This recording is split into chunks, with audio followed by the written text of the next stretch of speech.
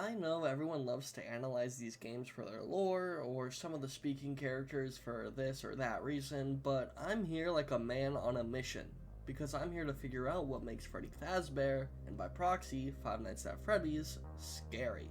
Now, this game might not be scary today, and I'll give that up. Being out for 11 years kinda takes away from the horror. But what made it so scary when it was released?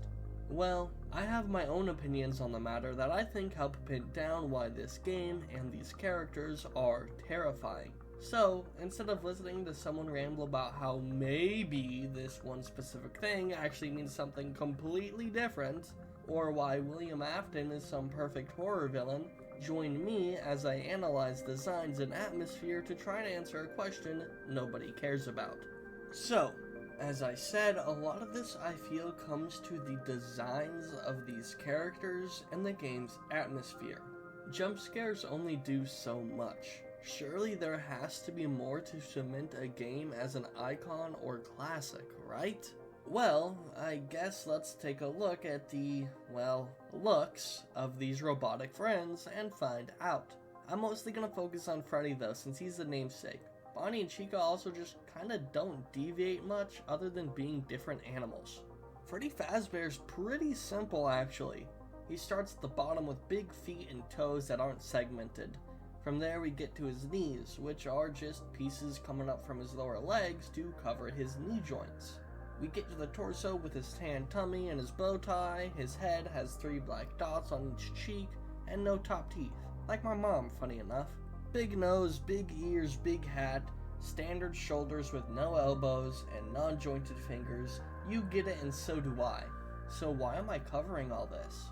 Well, I think it's important for you to understand the simplicity in Freddy's design, as I think that plays a very big part in what makes him scary. I want to go over some light context for FNaF real quick though, that most people probably know, but for those who don't. Scott Cawthon, the creator, made games before, and his designs were previously seen as scary. So he set out to make a horror game, and we got FNaF. See, I bring that up because to me, Freddy's design is nowhere near scary. Dude looks like he'd sit down and play some Mario Party, lose, and call you the better player. He looks very kind. So then, if Freddy's design isn't inherently scary, then why was/is he seen as scary? Well, it actually is his design. Freddy's made to be as friendly as possible because he's an animatronic entertainer for kids. And if I'm being honest, he looks a hell of a lot nicer than Charles used to look. But more importantly than that, Freddy Fazbear looks real. Now, we all know he's a video game character. Obviously, he's not real. But some games are able to get around that with atmosphere and design, and Five Nights at Freddy's is one of those games. At least if you're going into it for the first time. Nowadays, it's about as scary as waking up and seeing the sun. See, FNaF has an uncanny realness to its models. Characters and props/setting alike. Something about Freddy allows him to be believable, as something that could exist in the real world. You look at the cameras, and when you take away that static, it all looks real. But at the same time, it doesn't. There's a nagging feeling I get thinking about it now that while what I see could be real, my brain just can't fully believe it. That feeling is what makes Freddy scary. It's the feeling when you look at him, or Bonnie, Chica, Foxy, the Koopas, and the Goombas. It feels like they're really there. And that's when the incredible atmosphere comes into play. Sat in an office with nothing but the constant whir of your desk fan. The sound emitting eternally as you watch your power, the one resource you have to defend yourself, drain without a way to stop it. The only noises breaking you from this mundane nothingness being when your camera temporarily goes out. When the carousel starts playing its song. When a run-down fox starts to hum his last tune. When a towering bear laughs as it nears its prey. When heavy footsteps walk right past you. And finally, when the breathing of people is right in your ears. Those sounds immerse you into this experience. The sounds that cry out to you about your impending doom as you're stuck with nothing but an old, faulty monitor and doors that can't stay shut. You're one area you can be in, not even qualified to be a safe haven, littered with paper and other things. And when you look to find these characters, you're met with the drawings of kids and posters appealing to those very artists. That's what they see, but not what you see.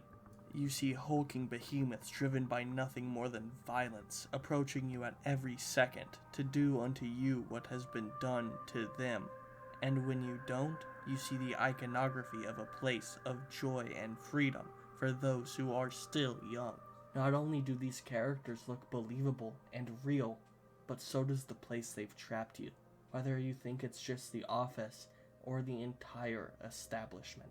This trait sets FNaF 1 apart from the rest of the series. It's just something the games couldn't hold on to as it grew, but that doesn't mean the rest of the games are bad.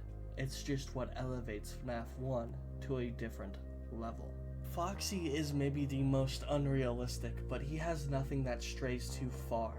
However, FNaF 2 leans more into the spiritual side of things with a flying golden Freddy head, and a less rare teleporting golden Freddy that vanishes before your very eyes. A flying puppet, as well as the mangle, and I'm really not even sure how that works.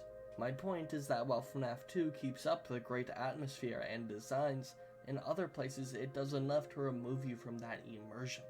The sound mangle emits is scary, but watching it dangle from above you just kind of feels silly. And again, Golden Freddy is literally a floating head half the time. That shit just don't make sense.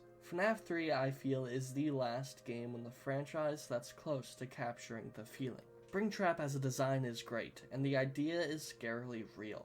I can totally see suits like that existing and can only imagine what would happen if something went wrong. However, at the same time, luring a murderer in a yellow rabbit costume around with balloon boy noises just kinda takes me out of it, as well as the fact that this is the big bad's jump scare. The games after this either have characters that I think try too hard to be scary, like with FNaF 4, or just went for a different approach, which is fine. But nothing lives up to what FNaF 1 did. Nothing will beat that feeling you get when you sit in that office for the first time, not knowing what you've gotten yourself into. And only as you sit and the panic sets in do the horror of these characters truly shine. To the noises you're forced to listen to, and having to decipher which are there to help you, and which are there to misguide you. To the friendly looks of these murder machines, their kindness by day being used to unsettle and unnerve you. That's what makes Five Nights at Freddy's scary. It has a way of immersing you that none of the other games have. Freddy and friends feel real through their simple designs that can be believed in, and that's what makes FNaF 1 the pinnacle of horror it was once claimed to be.